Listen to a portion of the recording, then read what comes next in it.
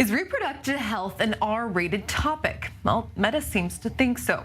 The parent company of Facebook and Instagram is facing mounting criticism from female reproductive health experts to rethink its restrictions. Currently, the company's policy allows the promotion of reproductive health products or services if the content is targeted to people aged 18 or older. According to a report from the Center for Intimacy Justice, Meta allegedly systematically rejects many female and gender diverse reproductive health ads. The report claims the platform has biased algorithms, stating that male reproductive health ads were found to be permitted, including ads that reference male sexual pleasure.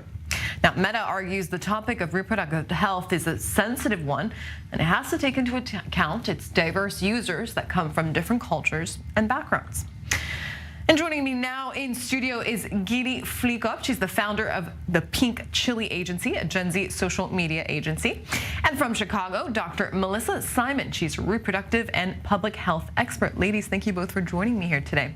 Thank you for having me. So, Doctor, I want to start with you to help us frame the conversation here. What are we talking about when we use the term female reproductive health? And is it correct to classify all female reproductive health issues under the umbrella of sexual health? Thank you for having me first and foremost, but it's not right. Female reproductive health has to do with all things to do with reproduction and that capacity to be able to reproduce, have babies, etc. And sexuality and sexual content and sex is not necessarily the same as reproductive health, right? Having sex to reproduce versus sex for pleasure are two different things. Absolutely, and let's not forget the good old periods that affects women and girls around the world, which apparently is right, menopause, right, the whole spectrum of being female. Exactly. So, Gili, I want to ask you, why is reproductive health still such a taboo, censored topic on social media? I mean, we're in 2023. Isn't it time we start talking about periods and making it a normal conversation piece? Well, first of all, Sarah, thank you for having me. It's absolutely time that we talk about period and menstrual health on social media. To say why it's still happening, I think that comes down to the fact that these social media platforms are built by people, algorithms are developed by people, people have biases, and what we're seeing in real life is really just showing now on social media platforms and digital spaces. Right. And Meta's reproductive health guidelines are targeted towards advertising content, but unpaid posts are also being impacted, if that's correct. Correct. So in terms of organic, which is posts that we're not putting advertising money and budget behind, it's a little bit trickier to really understand exactly what's happening, but there are a lot of accounts that are showing organic posts that have been restricted, flagged, people's accounts getting shadow banned on Meta just for having a picture or an animation of a uterus or the word period or menstrual cycle. That's shocking, actually. Is Meta the only social media platform that censors female reproductive health content? So I would say absolutely not. I would say we're seeing it on every platform. Maybe Meta specifically is a little bit more out in the open. I think it's happening on TikTok. It's happening on Instagram.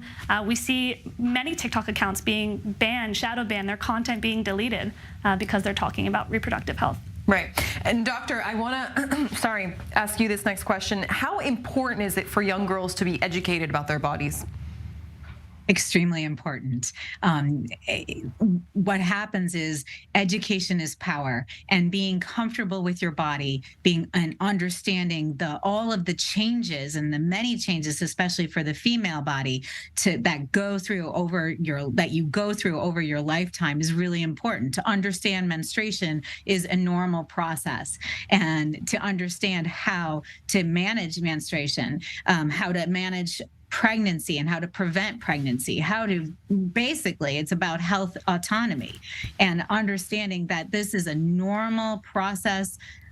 Being female is normal and valued and valuable to society. Why are female organs so sexualized when it comes to men? We even see it in television where women are allowed to be shown, but when it comes to men's sexual organs, those are completely blurred out. It's unfortunate somehow, somewhere along the way, intersecting systems of oppression, misogyny, all these gendered discriminatory practices and policies have sexualized the female body, especially the reproductive health parts, including uteruses and vaginas. And it's really unfortunate because then it becomes females being equated with a taboo and sex, and yet we have to live in the world and understand our bodies and go through all of these processes that are not talked about and actually makes us feel ostracized when we're sexualized in the media instead of actually being shown as normal humans, right? Yep, normal absolutely. humans that have periods and have to manage these things on a day-to-day basis.